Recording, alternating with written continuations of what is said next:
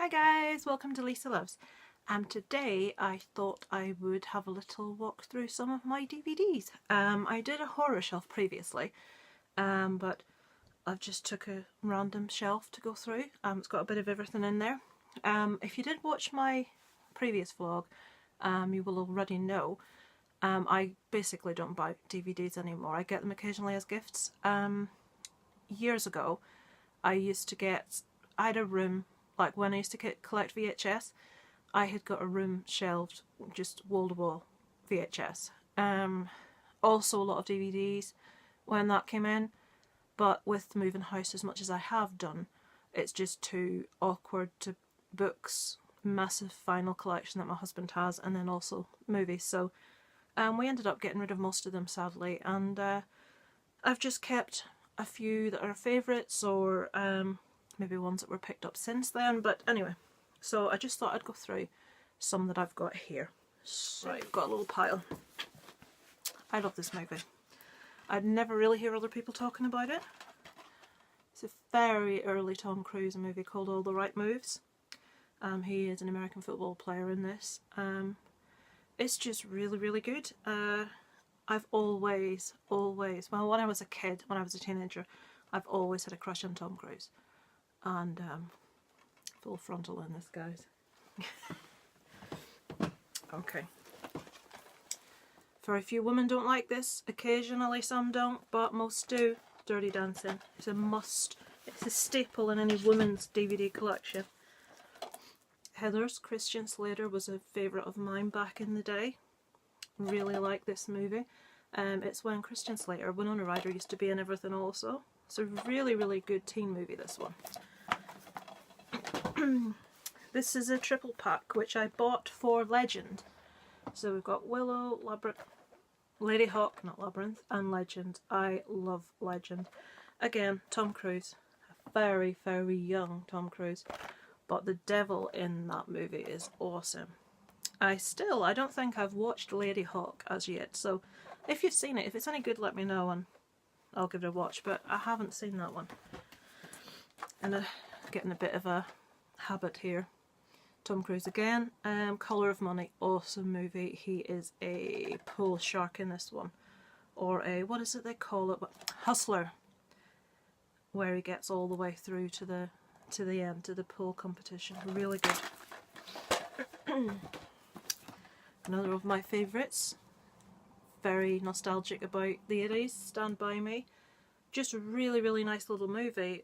Four friends finding, it was originally called The Body, because they find a dead body, and it's just about their journey, and the journey there and the journey back. It's just, I won't even say coming of age because they're not that old, but it also has a very young, is that him on the back? An extremely young Kiefer Sutherland in there as well.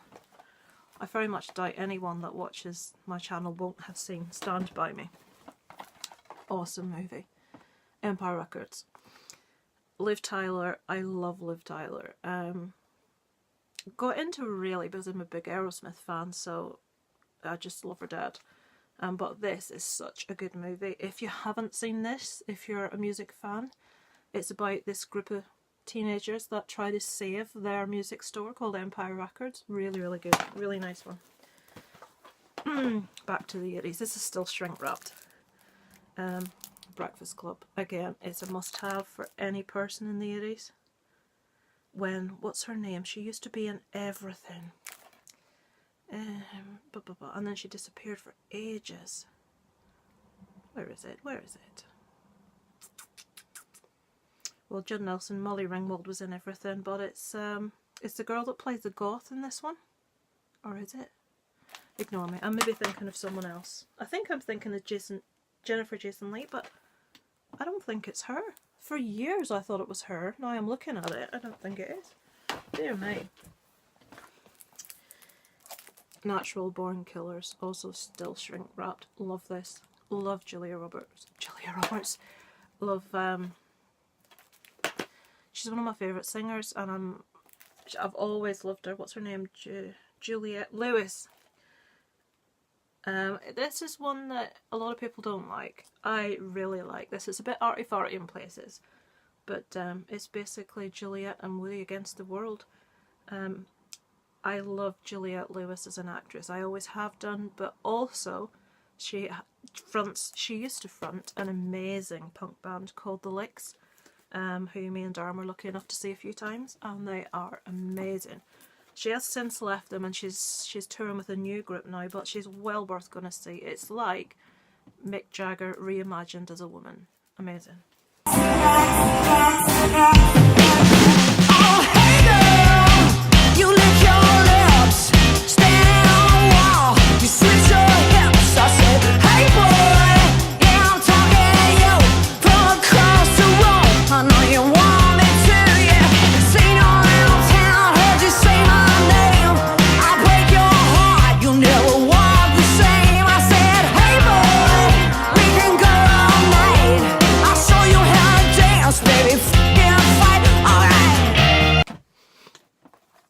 Flatliners, which they have remade now. Don't know if it will be as good. We'll go to see it anyway. These guys popped up in pretty much every movie in that time. They were everywhere. So yeah, I like that one. This is my favourite comedy of all time. I love it. Nothing has surpassed this for me. What year did this come out? I went to see this in the cinema with my boyfriend at the time. And 1989. Dear me, I would have been 13, 14. And when this came out at the cinema, we only had 2 screens. This has gone back a long time ago. And there weren't 2 movies released every week, so this ran at the cinema for weeks, and I went to see it every single week for as long as it was there. It just cracks me up. I love everything about it. Gene Wilder and Richard Pryor. And if you haven't seen it, one of them's deaf, one of them's blind, and they unwittingly get involved in a big crime scenario, and it's just hilarious. And we'll get our side shots later. You ready? We're here because you owed that sleazeball $2,800. Face forward, please. I happen to think that the Knicks were going to beat Boston, and they came damn close. Will you tell your friend to face the front, please? Face front. Why'd you even go to a bookie? What do you need a bookie for? Credit. Face front, please. He was the only one that give me credit. Now face front. Will you tell him to hold still, please? What? Hold still. What's he doing? Holding still. Not looking at you, looking at me. What? Face the camera. That's perfect. Tell him not to move. What? Don't move. I'm getting fed up with her. Why is he doing this to me? I just want him to face the camera. He's not facing the camera? No! It's news to me. What? Face the camera. That's better. Hold it. She should make up her mind. Shit! Shit! Shit, shit, shit, shit, shit. Is she saying shit or ship? Shit, shit, shit, shit, shit, shit, shit. Charlie, Yeah, come here. why would she say ship? I need you. Doesn't make any sense.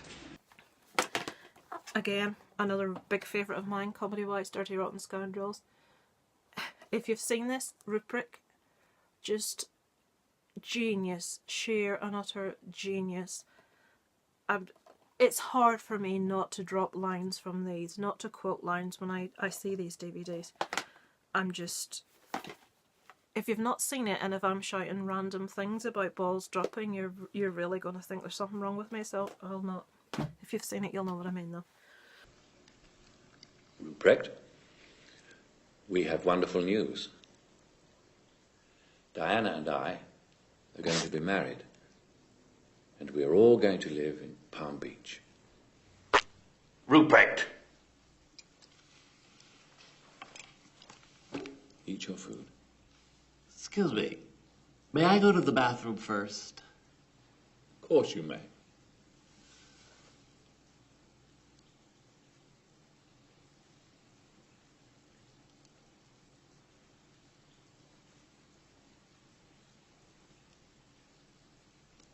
Thank you.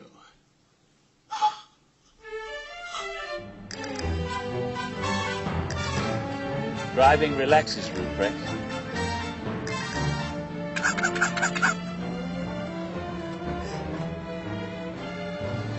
Oh, Lawrence, this is the happiest day of my life! I think my testicles are dropping! And when Adam Sandler was good, I love him that much I've forgotten his name, Steve Buscemi. I've always loved him. And all three of them, I feel, in this movie, as someone that has grown up as a rock fan my entire life, they represent three types of rockers so well. We've got like the glammy guy, the, you know, like the hairband, and we've got the, I don't know, sort of like Run DMC, Faith No More type of guy, and then we've got the slightly darker, I'm into a bit heavier stuff with an age, maybe a little bit goth. And Brendan Fraser's character is desperate for fame, so he hijacks a radio station to get them to play his song over the air. And it's brilliant. It's really good. A little picture of them down there. So if you like 80s comedy sort of thing, it's well worth a watch. Was that the 80s? It may not have been. No, it's not. It says 1994 on this. But it's in a very similar vein to 80s movies. I'm not going to talk about all of them. I'll bore you to death. Monster. Charlize Theron as, what's her name? Eileen Wuornos. She's one of the most infamous female serial killers. It shows a different side of the story in this. How much it's based on, obviously, the true story and the testimony of Eileen Wuornos, but sort of gives you a bit of an insight as to why she was how she was. And the job done in this, both the makeup job and the acting job that Charlize Theron does in this, is just incredible. You wouldn't recognise her in this role. And support it with Christina Ricci in that, who plays a lover of hers for a while. Absolutely love this guy. He can do no wrong. Adrian Brody, who bears a striking resemblance to my husband, I think. But the pianist, there's Roman Polanski, which sticks in my throat a bit for obvious reasons. But this is, it says here, a masterpiece, and it is. It's no exaggeration. It's an amazing movie. It's BAFTA and Academy Award winning. Just give you an idea, it says they were degraded, hoarded up and sent to die. A brave few fought back, but one man would not be beaten, would not be taken, and would stay and hide. He's a brilliant Polish pianist, a Jew, escapes deportation, forced to live in the heart of the Warsaw ghetto. He shares the suffering and humiliation and the struggles and manages to escape and hide in the ruins of the capital. It's just incredible. If you haven't seen it, I really would urge you to watch that one. This isn't one of mine, this is my husband's. I hate westerns. I hate anything remotely resembling a western. It is Quentin Tarantino, who I do like, so I maybe should give it a chance. I saw this at the cinema. 127 hours with, you'll learn about me that I'm really bad remembering actors' names. James Franco. It's a Danny Boyle film where he's not a rock climber, he's like, you know, one of those extreme people that go out in the desert and run and like jump off stuff. He basically falls between, as you can see from the picture, he falls between two big rocks, he gets jammed and he gets his arm stuck. I think a big rock falls down after him, probably that one. And it's a true story, and it's all about him being stuck there for 127 hours and things he records on his camcorder to say goodbye to his family. I'm not going to say what happens if you haven't seen it, but it's very good, well worth it. And the fact it's true makes it all the more interesting, I think. This, when I was in Ireland for something, which escapes me at the moment, in the south of Ireland, in Dublin, I had to kill some time before we were due to head back up north, and this was showing at the cinema, Touching the Void, and I just went in to see it to kill some time, and it's one of my favourite, like, true life things. It actually is a documentary as such. It's about a climber. Should I read the back instead of trying to tell you? So, May 1985. This is true. None of it's like made up. None of it's like enhanced or anything else. Joe Simpson and Simon Yates, ambitious young mountaineers, set off to scale the hitherto unclimbed west face of Suila Grande. I think that's right. A remote and treacherous peak in the Peruvian Andes. Simpson and Yates reach the summit, but shortly after starting the descent, an accident turns their daring expedition into a desperate fight for survival. Based on his international bestseller, it documents one of the most extraordinary true stories of human endurance of wartime. It's incredible. It really is. It intersperses reenactments of what happened with interview with the guy that the story's about, and it's just it's an incredible story of just the sheer will and determination of a human if what they have to do to get what they need to get. Incredible. Really recommend that if you haven't seen it. These are in no order at all. Nothing needs to be said. Back to the Future trilogy. Michael J. Fox, fantastic. This is one of Darren's. He loves this. Mad Monster Party. You probably, I don't know if you'll know what this is. I've seen it a few times. Darren's put it on. He absolutely loves it. Isaac quite liked it. I was a bit nonplussed, to be honest. This is one. I think Dave and Kelly bought this one for us. Blade Runner. I will have to embarrassingly say I have yet to watch this. I really want to see the 2049 one, but I won't watch it till I've seen this, so that's something to do. It's a really nice pack as well. Should I open it up? Would that bore you if I opened it up? You've got a fast forward button, don't you? So it's a really nice little pack. Hair catches on everything. So look at that. Loads and loads of little discs in there. And little bits and bobs in. There's loads of stuff in there. It's not mine, so I don't want to get it out and not fold it up properly. It's Darren's. In it goes. Tim Burton's Nightmare Before Christmas, still in its shrink wrap. This has to go on in our house every Halloween and every Christmas. People say, why do you put it on at Christmas? It isn't a Christmas film. Yes, it is. It's a Christmas film and a Halloween film rolled into one.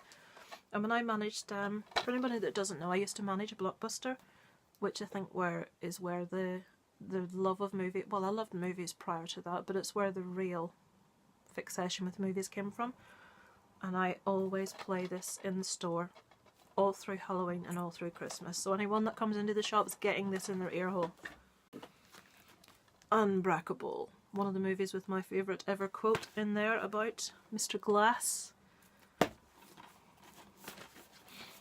Kite Runner. I've only seen this once. I remember really, really enjoying it, so I bought the DVD. Hiccup, sorry, just after my tea. It's not opened yet, so I haven't watched it a second time, but I do remember it being excellent, it being really, really good. This one is, it's not, it says English, this isn't English. Amir and Hassan. I'm sure this is a foreign language movie. Anyway, it's very, very good. Gladiator. I think I've watched that twice, I haven't seen it since. Tekken. You see, this is why I stopped buying DVDs, so that things like Gladiator and Tekken and Gone in 60 Seconds, that sort of thing, I'm not going to watch again. There's very few movies that I will watch repeatedly, which is why I stopped buying DVDs. It's just, they take too much room. My Left Foot, love it. Amazing film. Again, true story, Christy Brown, he plays, I don't want to use the wrong word to describe cerebral palsy, but really severe. I'll just read what it says. Based on the life story of Christy Brown, this touching film depicts his struggle for a normal life. Born with cerebral palsy into a very poor family, Christy was able only to control movement in his left foot and speak in guttural sounds. With the help of his strong-willed and dedicated family and his own sheer courage and determination, he learns to grapple with life's simple physical tasks and complex psychological pains. Daniel Day-Lewis and Brenda Fricker. For anyone in the UK that ever watched Casualty, you'll know Brenda Fricker. She's one of the nurses that was in it for many, many years. I think she might have been called Maggie. But this is a really awesome movie. Really, really good. I, against my own wanting not to like it, really enjoyed this. My husband is a really, really big football fan. Damn United, obviously, a movie about football, where Martin Sheen, who I will say I really enjoy as an actor, I think he can turn his hand to anything. He's played such different roles, and he's excellent at everything he does. So he plays Brian Clough in this. My husband is a big fan of Brian Clough. I think, did Brian Clough have a stint with Bradford? Or am I imagining things? Was that Leeds? Ah, Leeds. Leeds, who are my husband's football team, Bradford City. Leeds are their biggest rivals. So, anyway, it's a good movie. It's a movie about football, but it's a good movie. Inglourious Bees. Not going to say it out loud in case there's little ears. Again, really good movie. Funny. Just, Brad Pitt's really, really good in this. Completely different from the normal type of thing he does. Quentin Tarantino, I do really enjoy him. Braveheart, another favourite of mine. I've got my little Mel Gibson pop downstairs. My little William Wallace. That makes me cry as well at the end. Poor William Wallace. I know it's not historically very accurate, as is usually the case. They do bend the rules a little bit to try and make a person seem a little bit more of a... I've heard he was a bit of a bad bugger, was William Wallace. But anyway, it's a good movie. This is a movie that very few people know about. I adore it. It's got Vincent Perez and Rachel Weisz. Rachel Weisz is a favourite of my husband's. She's beautiful. In this movie in particular, she's gorgeous. Vincent Perez, he plays Yankov. He's Russian and he's on his way to America for a better life. And they shipwreck and he ends up in England. And he meets Amy Foster, who is like a black sheep, I suppose, but everyone in the village thinks she's weird, thinks she's mad. And they hit it off and they have a romance, and it's just probably my favourite romance story that I have ever seen. I'm not a big lover of romance stories. I'm one of the few people that doesn't like The Notebook. I don't really go in for that sort of thing very much. I'm not like Blackhearted or anything, but this just ticked all the boxes for me. Just her character, just unbelievable. His character, just the perfect man as far as I'm concerned in this. It's just really, really heartwarming movie and a really sad movie.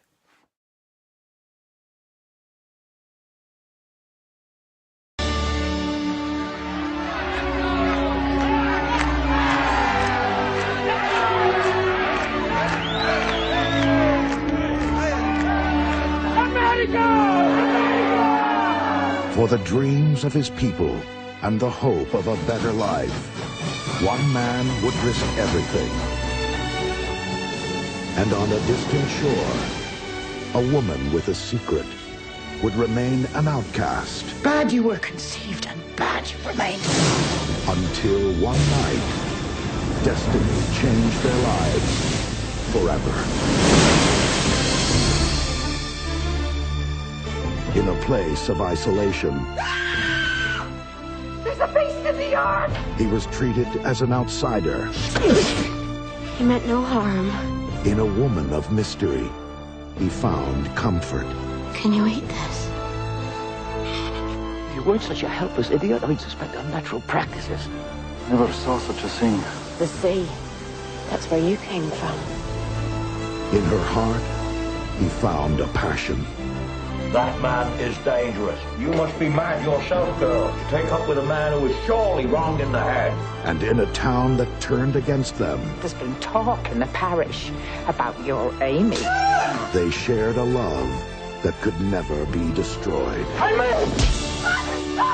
Please, just tell her to stay away from him. No! They've taken my home! Whatever they do to us, whatever they take from us, wherever we may be, I am your home, and you're mine. Vincent Perez, Rachel Weisz, Ian McKellen, Joss Ackland, and Academy Award winner Kathy Bates. I will love him until the end of the world. Swept from the sea.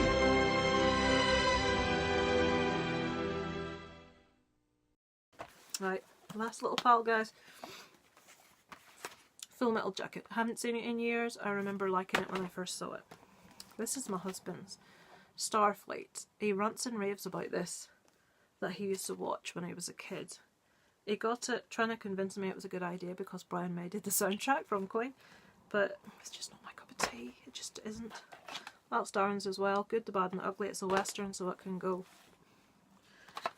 Darren keeps giving me a hard time because I haven't seen this. He says it's excellent. I look at how long it is and think, oh god, 176 minutes long this thing is. No, haven't watched it yet. I don't know why I bought this. I think because Fight Club was on there. And maybe because this is where Angelina and Brad got together. I love Angelina Jolie. Just a bit perplexed that I've got. You see, this is the sort of thing that could just be given away. This is Darren's. I have no idea what this is. Zardos? Zardos. Sean Connery. A vision of the future world divided into two societies. The Vortex. I've never heard of that. There you go. So those last few were Darren's. I'm not going to... Oh yes, we do have a Blade Runner Steelbook. It's over there. That's the one that Kelly and Dave bought us. I'm not going to trail any more DVDs out tonight. I'm sure you've seen enough. So, hope you liked a little look through there. If you haven't seen any of the ones you heard me ranting and raving about, like Touching the Void, Life is Beautiful, Boy in the Striped Pyjamas, check them out. They're well worth it. If you completely disagree with some of the ones that I was talking about, let me know below. I'm always really interested to hear other people's viewpoints. And if you think any of the ones I said I haven't seen are well worth sitting down and watching, by all means, stick a message down there, let me know. Anything else you could recommend based on ones there that I said I enjoyed? Always looking for new recommendations.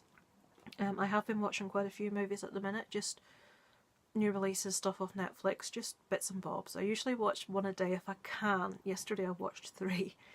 I don't sleep well, so I tend to watch movies until I'm ready to fall asleep.